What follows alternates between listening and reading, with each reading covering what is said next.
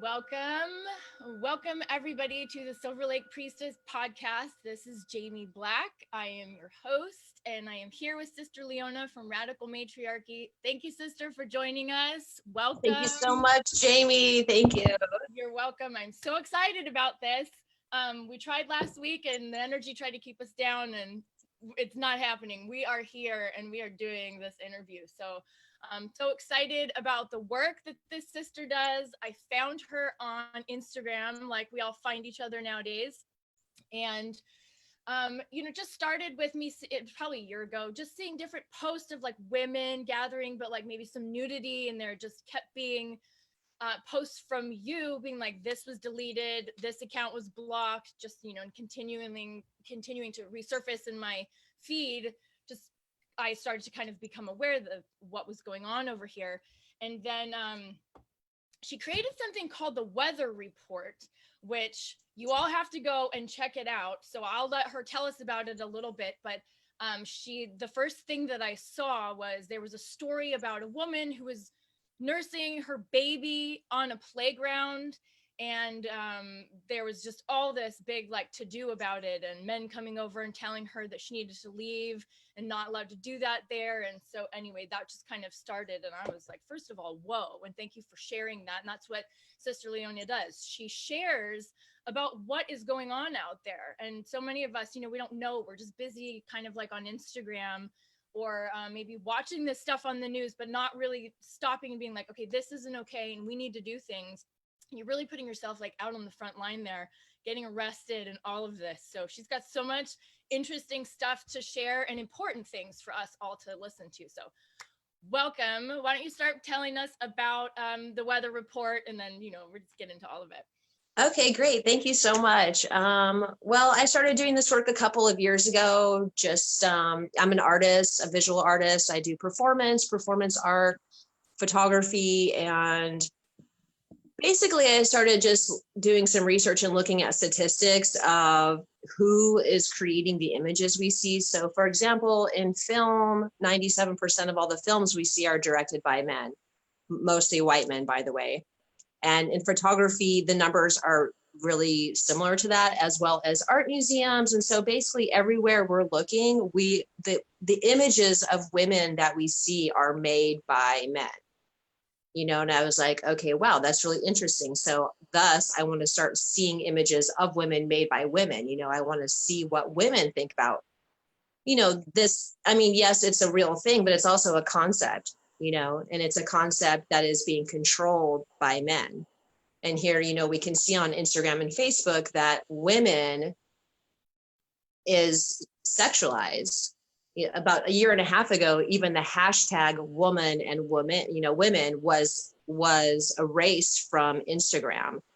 So that was 55 million posts. So if you tagged your post hashtag woman, your post would not go out to the Instagram sphere. Nobody who was searching for that could find any information. And I was like, wow. Yes, I have all the documentation. That's in the first feminist weather report. I reported about that in feminist weather, the very first one, just about how, basically Instagram, Facebook, which is the same entity now, is 100% sexualizing women, like just saying that women are inherently sexual. So thus we need to remove them from the general community because, they're posting a picture of themselves with a t-shirt on or anything. I mean, basically everything is sexual in their minds. That's no longer being shadow banned, but radical matriarchy is definitely shadow banned right now. We're also not on Facebook. So it's just, I've just been seeing the suppression of, our message and all other women, other cis women who are putting this kind of idea out there. It's being erased from the sort of stratosphere of like what we're looking at every single day. And this is a huge, huge problem. And so thus, the things that are being allowed to be seen is like, you can see that when women are showing their breasts or something, it can have a kind of a erotic or sexual thing, because that's actually what Facebook, Instagram lets through. Right. You know what I mean? They want to see the sexualized image. That's okay. Because once you put something over the nipple, once you do that, it becomes sexual. It's like, boop, it's sexualized. You know, you're saying something's wrong with it. Yeah. And there's nothing wrong with it. It's for feeding babies. You know, like the example that you were talking about, the woman who was shamed on the playground. She was just feeding her baby. And the school principal, a male, felt justified. He felt okay to walk up to her and be like, excuse me, ma'am, you have to go inside on a beautiful sunny day in Arizona. You have to go inside in a dark room and feed your baby. Like, because these other children might see you feeding your baby. It's like, what, are they hungry? I mean, what's the real problem here? You know what I mean? Like, the little kids are not sexualizing that mother, except that they are, because they're being taught to. Because guess what? When that principal went out and ushered her off of the campus, okay, while she was feeding her baby, that was during recess. They shut down recess for that. So all those little children learned that mommy is sex. You know what I mean? That was the lesson that was being taught that day And at that it's school. wrong. And Yeah. that it's wrong. And that it's wrong and it's shameful and it's disgusting and something to be laughed at. And it's just like, oh my gosh, this is horrible. This is like literally a function of the human body. Like, this is what women's bodies do. Yeah, first and foremost. Yeah. So what about this? I was watching also about the nipple. And so that the art piece that was done where all of those women were laying naked out in front of Yes. and they had the I found what you were sharing about that to be interesting as well. But just, you know, in case anybody doesn't know, you probably know if you're on Instagram, the men or anywhere, right? We can see men's nipples all over the place. Well, that's actually part of the situation that happened when you got arrested just recently.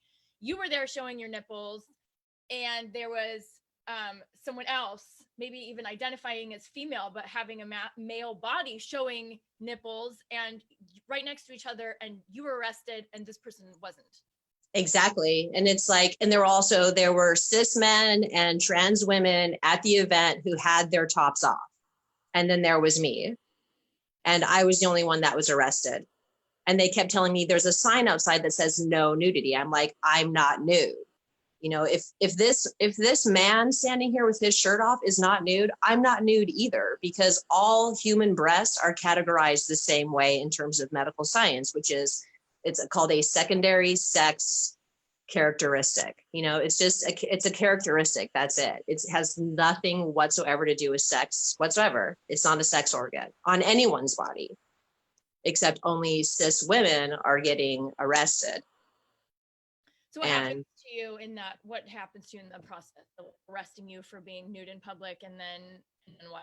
You have to get some bail to get out, or they hold you for a while? So that time it wasn't actually a formal arrest. They detained me. So they kind of publicly arrested me, put me in handcuffs, walked me out. And then once we were behind the scenes, they wrote me a ticket for trespassing, which at this point, by the way, I haven't received in the mail. They didn't give me a ticket on site, and I haven't received it in the mail. So I think this could be a case where they've dropped the charges, because actually I've been arrested 3 times, and the first 2 times one was in Virginia, the other one was in DC, and both those times they dropped all the charges. So, you know, because I mean, I'm not really doing anything wrong. Like, it's absurd that I would be punished for doing something that literally everyone else is allowed to do. I just want to acknowledge you for doing it and honor you for doing it, because it's, you know, we can also all feel like this is wrong, but to actually like put ourselves out there, that's also, it's scary and it's really brave to be doing that. And that this kind of work that you're doing, this is the only way that changes are going to be made. If everybody accepts that it's happening, you know, or just be like, oh, you know, that's bullshit that, you know, that they were using #woman and removing all of these posts, but then like not doing anything about it. And I think, to be honest, like for the most part, people probably just don't even really know what to do. And then the ideas of what they have to do probably are extreme. And what can people do? What can women do? So you organize different, like, what would you say, like protests or demonstrations? Yeah, so I organize public protests and demonstrations to talk about, you know, these issues. One of them is women, you know, representation in the arts, for one. I think this is one way that we can change how we perceive women. because right now we're looking at what men want to see. Like how we can change our minds about how we see women is just look at what women think about women, and start to see those images in our popular culture, in movies, in the arts, everywhere. So that's one thing that I've been doing is organizing public protests, and then the feminist weather report, and also, a huge something that would change women's lives dramatically would be the Equal Rights Amendment. So I talk a lot about that as well. So the Equal Rights Amendment has been, it was put forth about 100 years ago. Women don't have equal rights in the Constitution. So the problem with this is, I can't say no to somebody sexualizing my body. So Instagram, Facebook, even though this is discrimination, I can't sue Instagram and Facebook because I don't have equal rights. If Instagram, Facebook were blocking my work because I was a person of color, this would be a huge problem for them. That person of color could sue for discrimination because, they have equal rights in the Constitution, but women do not have equal rights. Thus, anybody can do what they want. And this includes the gender pay gap. So women can't be legislating on their own. They can't call this discrimination. This isn't called discrimination. Wow. The wage gap. It's just called every single day in women's lives, Another example, now you can go to equalmeansequal.org. There's a ton of information about there. They're a wonderful organization who's, putting together a lot of information.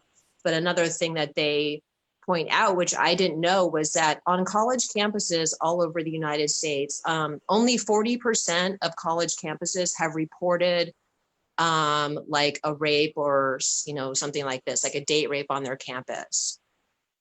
Only 40%. So do you think that means that 60% just don't have those kinds of crimes? Or do you think it's because the institution doesn't have to protect women? And it's like they don't have to protect women because women don't have equality. So they don't need to get the infrastructure together to support women. And thus women are poor, basically, is what I'm finding out. So what has to happen? Well, if we pass the Equal Rights Amendment, then women can legislate on their behalf. We can start taking people to court and start challenging these decisions, these kinds of rulings. We can start challenging the principal, for example, who threw the mother off of the campus. It's like, you can't do this. You're not allowed to do this. This is discrimination. Like, we get it. That's what you think, but what you think doesn't matter because women have equal rights, And that's kind of what I keep trying, especially using the breast as a way to talk about this, because I get it. Other people think the breast is sexual, but that's what other people think. The fact is it's not. And also it's not for me, Like, I love going outside and checking my mail. Like, it's pretty much the most thrilling part of my day because I'm in Arizona right now and I have to go outside to the curb to check the mail. And I always go out with my top off. And I'm just like, yes, it's like the freedom of that. I'm like, okay, I'm going to go get the mail, And it's such a feeling, to just walk out and just check the mail and just be like, and I'm just really putting that feeling in and just trying to understand it because there's so much fear there. You know what I mean? Oh my gosh, what if someone sees me? Like, even I'm going through this fear and I go out and do this stuff all the time, but every time I do it, I know, like, you never know what's going to happen just by going out and checking the mail. Like, what if somebody drives by? Are the cops going to start knocking on my door? I mean, this is definitely possible, and it's like, this is crazy. Well, it's this is so deep and it's so huge because also, okay, aside from this getting arrested bit, women have religion, all of that, right? So our bodies have been shamed. So just even if you're not afraid of like being arrested going outside and somebody seeing you, I was in the desert the other night all by myself. There was like no one anywhere. The moon was full. It was dark. And I was like, I'm taking off all of my clothes and I'm sitting in front of the moon. But seriously, I was like worried about like if there was some trailer over there where they could like see what anyway. It's like I was so far away, but we have it, it's ingrained in us, and we think, oh well, it's because of what is appropriate, or like I'm modest or not modest. And it's like, no, ladies, not even realizing like what has been programmed into our subconscious. Like, it's not okay for us to be naked. And then the sense of crazy freedom of just sitting out in the dark, like under the moon, just with my clothes off. It was insane. It's not like an experience that we have. And there's another, I actually think I did a podcast about it. I've definitely written about it. Women, even just being naked in front of each other, is such a weird thing. I mean, so many of us don't even know what our friends look like naked. And exactly. It's not to know and judge and see and all of that stuff in that way, but it's like, you know, I might know what my friend's hands look like, or ankles or legs or knees or whatever, but just there's this whole other like shame thing that happens, like if we have our tops off, or if we don't have, you know, if we're unclothed. And so being at like these different priestess trainings and doing certain ceremonies where we are maybe doing ritual and we're letting things go and we're releasing, we're taking off pieces of clothing, or we're getting completely naked and we're walking like through the forest and going and doing some kind of like bathing ceremony or something. And of course, it's sexual, but there's so much shame, and we don't realize how that translates into all the other parts of our life, the things that we are shamed of. And then another thing too, it's like, so then we're naked in front of like a couple people in our life, that's it. And maybe the people that we're naked in front of is like our partner, that and sometimes those are unhealthy relationships. And so this whole thing of like not being free, not being naked, not being accepted for what we look like. And then going to the spa, some of my friends will come, and I have some friends that won't come, but like going to a Korean spa, we're all getting naked. It's just part of the culture, and there's not, you need to go in all the pools and be clean and not be having clothes on and all of that. And it's just like so uncomfortable for women to do the very first time. The other part of all this too is like, once you start seeing other women naked, and lots of women naked together, for us, we just start to realize that like our bodies all kind of look the same. There's all these differences, right? But this is what the female body looks like, not what it looks like with bras and everything pushed up and squished into place and surgeries and all this thing, but just like, what does the female body naturally look like? And just to be able to accept ourselves in that way. So it's so layered. All of this is so huge. Exactly. And it is about rights. It is about us having rights, but it's also about like our personal experience with our own self, that we let these laws and all this outside stuff like dictate our own personal experience, and we don't realize how much it affects us.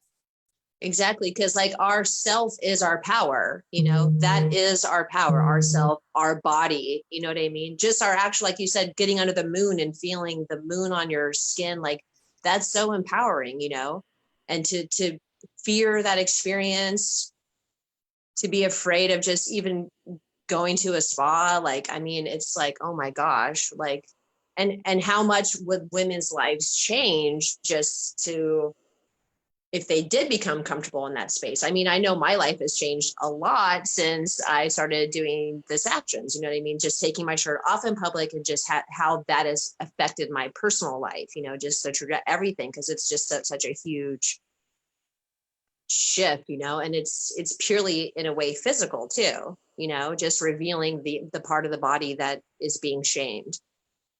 Exactly. So much power in the self. And we're not letting women be themselves. You know, we're dictating how women should be. And if they're not how they should be, then they're getting shamed. You know, they get kind of shamed into being how men think they should be, even to the point of thinking that, you know, that's the way it is. You know, because that's what I hear so much, is like, that's just the way it is. It's like, no, that's not the way it is. That's how men have created. This is a man's world. This is a patriarchy. Men are in control. So this is, and it's not even, I don't think men are bad. It's just like they're conditioned in a patriarchy to perceive women in this way. So, you know, we need to undo this for them as well. Like, this is hurting everybody, the sexualization of women's bodies. It's disempowering women, and it's, I think, really messing up men's minds, because their brain gets scrambled. Like, they think that this is how they're supposed to see women. It's like, no, you literally are capable of looking at a woman as a full human being. it's definitely possible. Like you can do it. So let's talk about priestess and witch archetypes and all of that. So we talk about that here on the show because like that's been my personal experience, like identifying as a witch. I'm a Scorpio, so from a very young age I was just kind of like into all that. And then as I grew up and started playing music and was like, okay, this is about, you know, the depth within, but like also, you know, this dark aesthetic and all of this. And then, you know, really claiming like priestess work and priestess path and all of that. So, you know, again, with this like term witch, somebody was asking me for a definition about witch and witchcraft this morning. And I was like, well, the term witch nowadays is part of a feminist movement. The term, you know, witch, it was just women that were doing what the church and people like didn't like. And just, it was like being a woman that was woman, witch. It was the same if they were trying to condemn you, kill you, burn you, cut your tongue out, all of that. So it's become this like really powerful reclaiming for women, and that the witchcraft is really just whatever that woman is doing. So, you know, all of us that are like, we do healing work and do any kind of spiritual work. Everybody talks about downloads and listening to their guides. Ladies, all of that is witchcraft. That is all the stuff that everybody was being killed for before. So there's this, just in my opinion, reclaiming of this word and let it being empowering. And then, you know, the priestess aspect of that is a little bit more like, what is your calling? What are you taking responsibility for? And what are you taking a stand for? And how are you leading and guiding and teaching? So I would love to just hear like where you're connecting and where you feel like your role and your responsibility is here. Well, I definitely connect with the witch, that's for sure. It's like, you know, I had a dream actually like about 10 years ago. It was during a time when I was like very depressed, you know, and I was sleeping a lot. And I had a dream where this woman came and she was riding a broom. Okay. And she had like long gray hair. Of course, she was like smoking a cigarette, but like she had a cocktail and everything. I mean, it was like, yes, and I had this sense that she was like my guardian angel, you know, and I was like, you're my guardian angel. I'm like, of course, this is why my life is in shambles. My guardian angel is like drunk, smoking cigarettes, riding a broom. Like, so she took me on her broom and we like drove up, you know, we were like flying all around and we went up to outer space and we were like sitting on her broom in space, looking at Earth, and we were smoking cigarettes. And she was like, you know, basically you're having a lot of anxiety because you don't know what's coming up next. Like, you know, you're having anxiety because you haven't planned your future and you don't know what's happening tomorrow. And that's really scary. And she's like, but the thing is like, that's what real life is. Like that you're just living, you know, it's not like living on the edge. It's just living, you know, just being in the now, being in the moment is about not predicting what's going to come next, you know, not creating a situation that you can like manipulate yourself through and come out at the end at the top. You know what I mean? Just kind of like meeting everything, you know, as it is. You know what I mean? Like, I don't know. I've been having a lot of conversations and also I've been kind of thinking about like just having conversations in general. And like, there's always this question, like, what do you want to get out of this conversation? I'm like, I don't want to get anything out of this conversation. I just want to like chill out. You know what I mean? Enjoy, drink some water. Like, you know, this idea of like getting things out of things. Anyway, so basically I just really resonated with her and like, and just that feeling of really being alive, and also that she was riding a broom. And like, so I was really thinking a lot about brooms and like, you know, that a witch basically is kind of scary because she's about to come and clean things up. You know what I mean? She is about to come in and start sweeping it up. And people don't like that, you know, because cleaning hurts and also because you realize you've been living in shit too. You know, it's like, as you're cleaning, you're like, oh my God, was I living in this mess? Like, yes, you were. Okay. So you need to deal with that and try not to do that again. Like, and I feel like Sister Leona and like the work I'm doing in the streets is definitely kind of has that, you know, resonance in it. It's like cleaning it up. You know, when I'm coming through with this kind of work, people see the trash, you know, and they're like, okay, so now pick it up. Like, you know, so yeah, that's the witch for me, a broom. a broom, a mop, a dustpan. I've been finding myself doing a lot of cleaning in my personal life too, just as like a meditation, you know. That is how we do work outside. I mean, really, the more the work that we do inside, you know, we know this, like as within, so without. Like you want trying to create change on the outside, you change on the inside. Change on the inside, you create change on the outside. The work, so we all, so I talk a lot about sacred purpose, and like I believe that we each have a specific purpose, and it can branch out like a tree and an umbrella, and there could be many things that you do like under this one purpose. But I totally believe the whole reason that you're in that body, grew up where you did, look like what you look like, it's all part of it. It's all part of serving your purpose. Mm-hmm. So what was I gonna say? Serving the purpose, witches. Well, okay, so we were talking about cleaning and all of that. So it's like, you know, our spirit is inside our particular vessel, and this vessel, this is an emotional body, and it also has like a subconscious and a conscious, but we've learned all of these programs, right? And we're in the matrix. We have all of this unconscious paradigm and blocking limiting beliefs and all of that. So we learned all of these things from the ways that we've grown up. And as we do our inner work, as we look into our shadows, as we take responsibility for who we have been, clean it up so that we can move into like who we're supposed to be being. And we're supposed to be being all of that, the whole process all the way through. But the more that we do that work, actually gives us the tools. It gives us the keys that we need. It helps us to understand the others, all the others for sure, but especially the others that like we are meant to come in contact with, where we all have similar kind of things going on. So we're vibrating at similar frequencies depending on where we are in our evolutionary process. So all of that internal work is so, so important. You have to get through your own muck. Like you have to go into the darkness.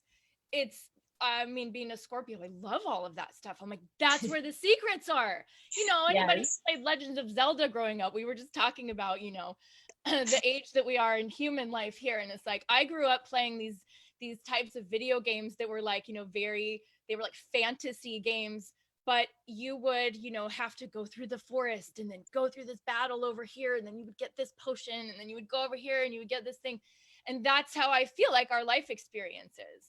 And so, for you, your life probably is a little bit more on the edge than other people. So that's the thing. Like we want our life to be on the edge, and that's what happens when you do your inner work, because it allows you to be more present here, not stuck in your past, more present. It causes you to be more brave, more aware of what your strengths are, more humble in ways of like, okay, this is not my strength, or this is my weakness. And there's like openings there. So anyway, all of it, like that, the self, if you're trying to help other people, you got to work on yourself. If definitely. Like create big change out here, you have to work on yourself, because you are going to block yourself. There's going to be fear. There's going to be discouragement. There's going to be insecurity, all of that. And that shows you actually where you have to work. So how do you feel? Okay, I love this. I'm really thinking about the inner work. And how do you feel the priestess can help us do the inner work? Okay, so we're living in this very interesting time where it's like it's like this age of awareness and information, and people are aware of past lives. Some people have specific memories, but we're all becoming aware of the lessons that we've learned and the things that we know. So priestess is an archetype. So many of us have actually been priestesses and practiced that path in life. And so she's inside of us. Okay, so she's the powerhouse inside of you, but she's quite possibly sleeping. She's also like very sensitive, very psychic. The priestess is of service, right? She dedicates herself to, there's different goddesses, to spirit, to the path, because also we're living in this age. It's not the same as it was before, but she's completely surrendered her ego to the purpose that she's supposed to be serving. So I do a lot of work with bringing women into this place and identifying her and waking her up, and then empowering her, and then taking full responsibility as her and stepping forward. So there is a process, and there is like a gentle process. There's a loving process.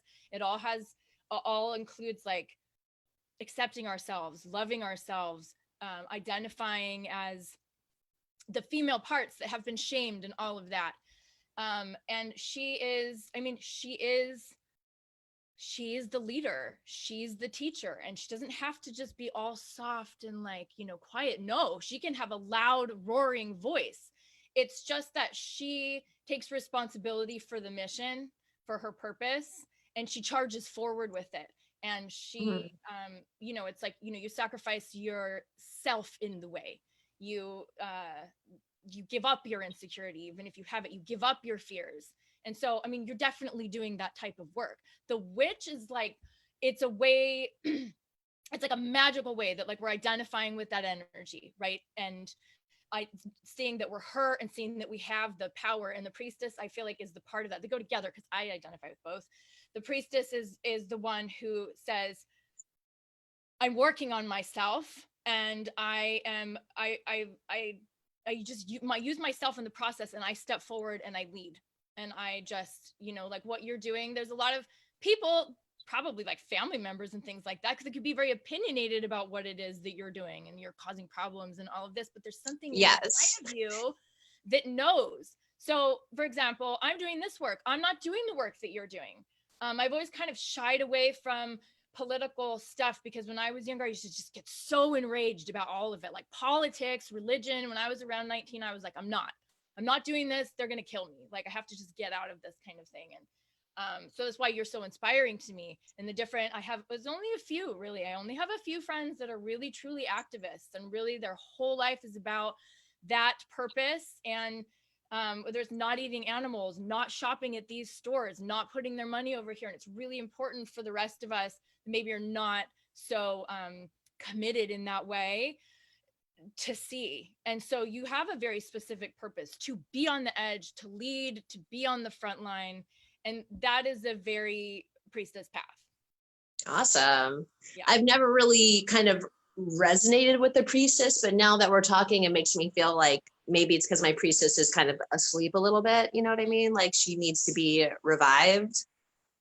Like she's kind of been through a lot, and she was like, you know what? I think I shall go to bed for the next 100 years. So she went there, and I think she's still there, maybe, like, because, you know, I definitely have struggled a lot kind of meeting what needs to happen with radical matriarchy on the terms of leadership, organization, stuff like that, just because, you know, I've never really been great at doing that kind of stuff. You know, it's just, it takes a lot of responsibility, you know, and also confidence, which I'm working on a lot too. And I feel like the priestess could maybe help me kind of regain that confidence or something, you know. I think a lot of women struggle with that too, just having no confidence, like not really believing, like, in a way that things are going to work out, because so much has not worked out before. You know, it's like an indicator of what's going to happen in the future is what happened in the past. It's like, well, shit, I mean, I should just jump off the bridge right now then, because nothing good is coming, you know. And I don't think I'm alone saying that. And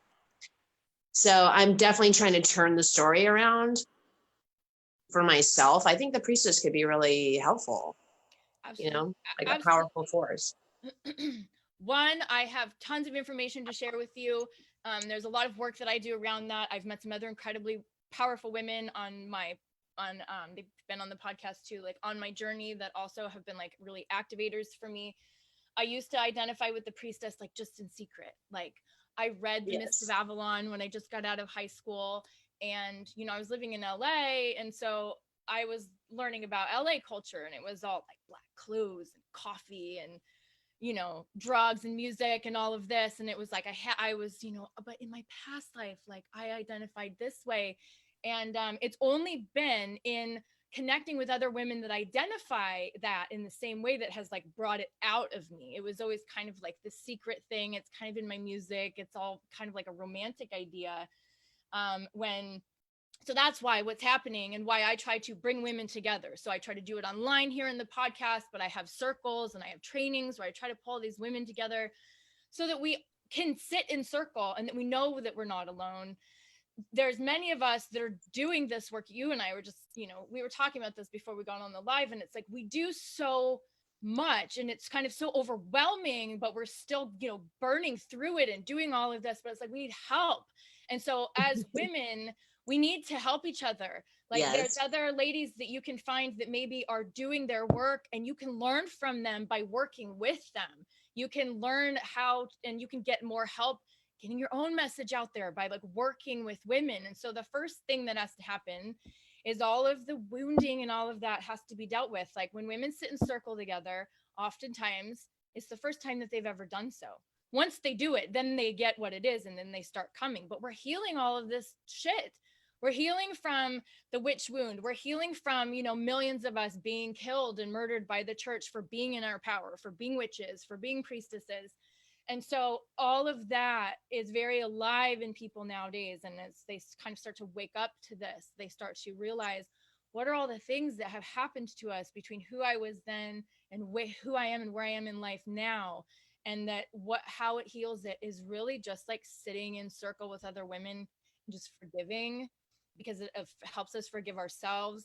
And it's something that starts to just kind of happen right away, like once you get there and make that happen. And so you know, it's all of it, the work that we are all doing, it's for all of us. It's for all of us. It's not just the women, it's for all of us. It's for this healing, it's for this movement.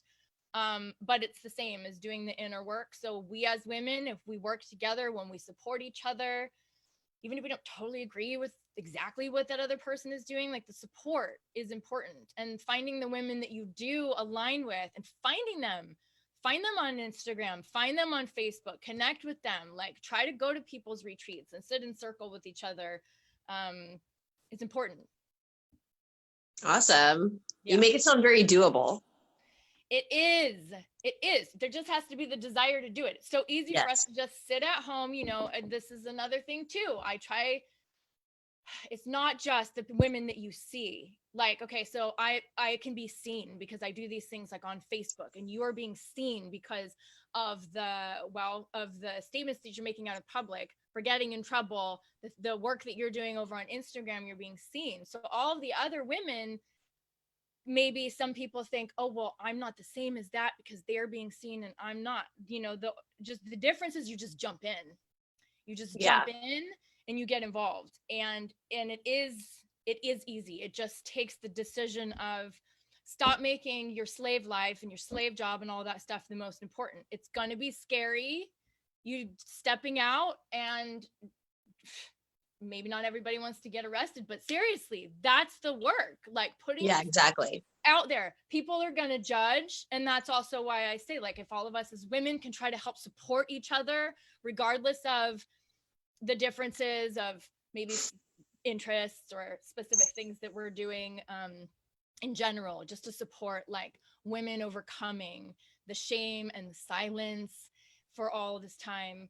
You know, something that you were showing all these like women artists, these like women, very accomplished women artists from like way back when that we don't even know their names. Exactly. Yeah, definitely the erasure of women is something I'm super, super concerned about. Just, you know, we see it happening now in time on Instagram, Facebook, but it's been happening for all time, you know, all time. And we're, you know, we have not seen women's expression, like what comes out of women, you know, what it sounds like, what it looks like. We really don't know.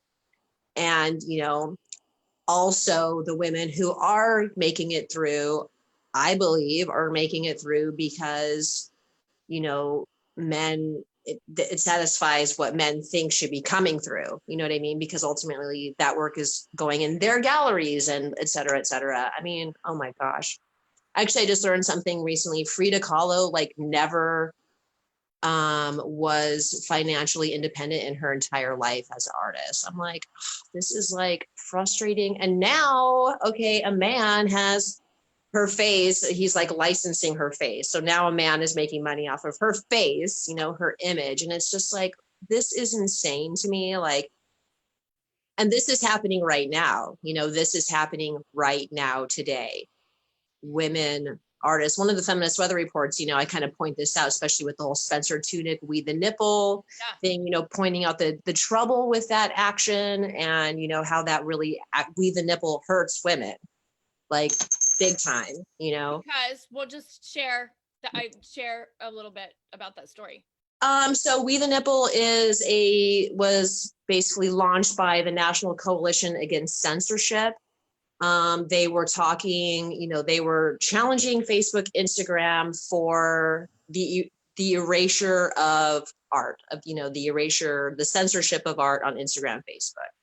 So they used Spencer Tunick, to talk about this. He's an artist who's a photographer, and, they created We the Nipple, which suggests that it's about the sexualization of women's bodies. It's called We the Nipple. So it's about women's nipples. No, actually, it was about art in general.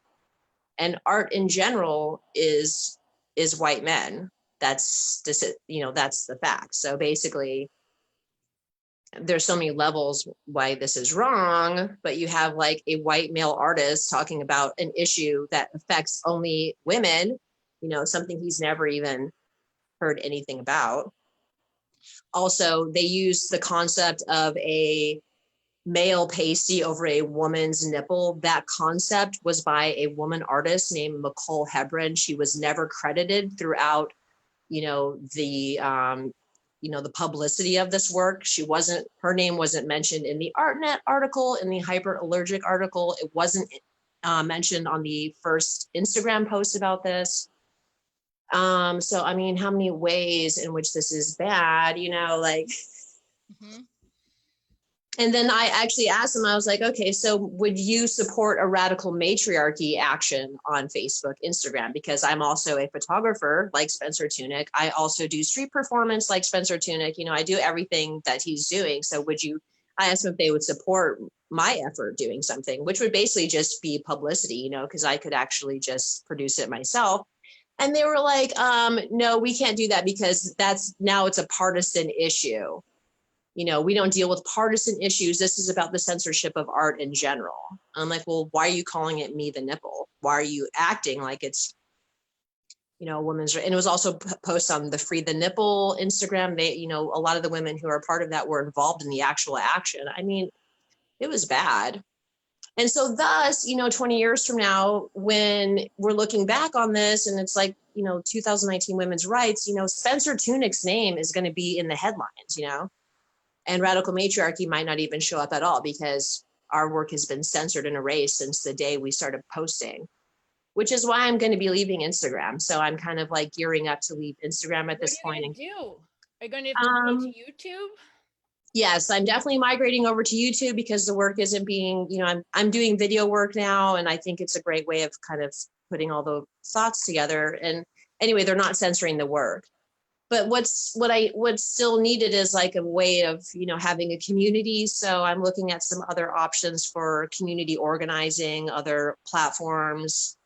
So I'm not exactly sure, but I just, it's like an ethical issue for me at this point, like I feel like I am supporting them, I mean, my presence is supporting them, even though I'm yelling and screaming the whole time, I'm still doing it on their platform. And I'm still on some level supporting the sexualization and erasure of women's bodies. So, I mean, basically I've been reading a lot about Gandhi and stuff, who I love so much. And, he's basically all about non-compliance, just if you're complying, if you're participating at all, then you're part of the problem.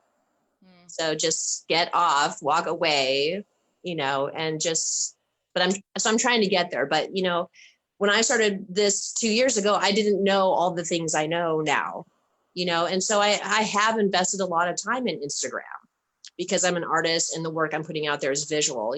Instagram seemed like the likely platform. And, so I'm kind of kicking myself because I've invested 2 years of time and it's been like bashing my head up against the wall. But I'm just glad that I'm kind of at least where I am now, where I feel like I can just walk away and go somewhere else. Even though I shall miss it because I love the face, I love putting on the hats and the fake lipstick and stuff. So yeah, it's also really enjoyable to watch. So you crack me up. Okay, so do you have a Patreon? Do you have a website? Do you have a place that people can go to contribute to your efforts? Do you have that kind of thing set up yet? Well, I had a Patreon, but our Patreon was sexualized and it's suspended at this point. God. Yes. Yeah, it's horrible. It's horrible. Actually, I put a lot of effort into the Patreon, and I was really starting to move it forward in terms of, just putting it out there. We were doing well. And there was a picture in the banner, the kind of the leading picture was a picture of me in Texas, Dallas, Texas, at an action I did. I was topless, and I was standing with 4 teenage girls, a lot of them with braces in their face. They were like 13, 14 years old. And Patreon calls that sexual content. So they're like, if you don't remove this, then we're suspending your thing. I'm like, well, if you're going to call this sexual content, I'm out of here. I'm not going to be giving you 20% of every dollar I make. If you're going to call these 13-year-old girls sex, they have braces in their face, and they're standing with me because I'm like, a hero in their eyes. They're like, oh my gosh, I can't believe like you're standing here in Texas. I'm like, it is legal, honey. Okay. State of Texas, it's legal for women to be free. Okay. Actually, it's legal in most states in the United States. There's only 2 states where it's definitely illegal. And Arizona. Everywhere else. Yeah, no, not Arizona. You can protest here, okay. But I was on private property. So that's the distinction. There's public property and private property. So private property can have their own rules. Yeah, so that's what they do. And women don't have equal rights, so discrimination doesn't enter into the conversation. But in public property, it's legal most places in the US. It's only illegal in Utah and I think Kentucky or something like that. But everywhere else, if you say you're protesting, it's legal. I mean, even my arrest in Virginia, they dropped all the charges. So it was interesting because the cop didn't know the law, okay? All he saw was my breasts, and he just forgot what the law was. The magistrate forgot what the law was. The judge forgot the law. It's like the law is, we have a First Amendment right in this country. Okay, you're allowed to stand up for your rights. And that's what I was doing. So, hello. And anyway, so yes. Well, I really honor you for your work. Tell us how to find you. So if there's women that maybe are in your area or that want to come see what you're doing or support you. Yes. We got to have some talks about like, you can have some kind of donation button or something like that on your page. Right. Because this is also how people that don't live close, like, can be involved and support what you're doing.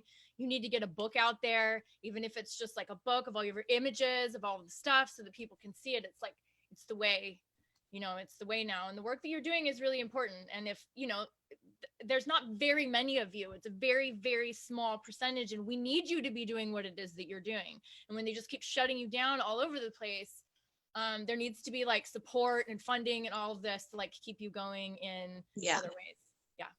Yeah, so thank you so much, my sis. I guess Instagram is still where I'm at right now. So that's the best place to find me, Radical Matriarchy and Instagram. We'll be there for at least on that place. I'll be making announcements about where we go. So I'm in Arizona right now, basically at my mom's house, trying to figure out how and what, because I just invested so much time in all these things and the Patreon, the Instagram, all this stuff. So I am shifting gears big time right now about where Radical Matriarchy is headed and how to best kind of support this work, because I agree it really needs to be there. And also I just can't stop doing it. Like, it's coming through me and I'm like, I just, what can I say? It's your mission. Yes, I am on a mission. Yeah. As you are too, my sis. I'm really excited about this priestess stuff. Thank you so much. I'm really going to be meditating on this and just the idea of taking responsibility and really doing the things that are necessary and needed in order to build and, take care of that thing, the empire. Yes, absolutely. So let me just jump over here and see if there's anyone that's live that has any questions. If any of you do have questions and we're not getting to any of them live, if you're on Facebook, you could leave some questions. And like Sister Leona said, she's on Instagram, but if you're just on Facebook and you're trying to get in touch, please contact me. Let's let's see. Okay, I don't really have any. Yeah, and actually, I think we do have a Facebook. You know, Radical Matriarchy has a Facebook, and there are other people who are administrators on there. So if people do send a message, that they'll get it and then send it to me as well. It's just my personal account is blocked, and thus I can't get to our Radical Matriarch, and thus, you know, anyway, it's still a telephone, I guess. I'll grab that link. I'll put it in over here on the Facebook, Awesome. and then I'll put all of your information in your links on the podcast episode that goes out. Sister, I'm so inspired by you. Thank you for agreeing to be here and share with us. It's been lovely spending this time with you. Thank you so much, Jaime Black, Priestess. Thank you for bringing the Priestess vibes into my life, my sis. I'm looking forward to meeting you in person at maybe one of your retreats or something like that. So thank you so much. I'm actually interested in having you come for one of these functions that I do and sharing your personal experience. Like, that's how we're all learning nowadays, is from each other, from our personal experience. And so anyway, you're doing really good work. So I'm on your side. I'm on your team over here. Thank you, my sis. Love you so much. So have a wonderful rest of your day. Blessed be. Thank you too. I'll talk to you soon. Okay. Okay, bye.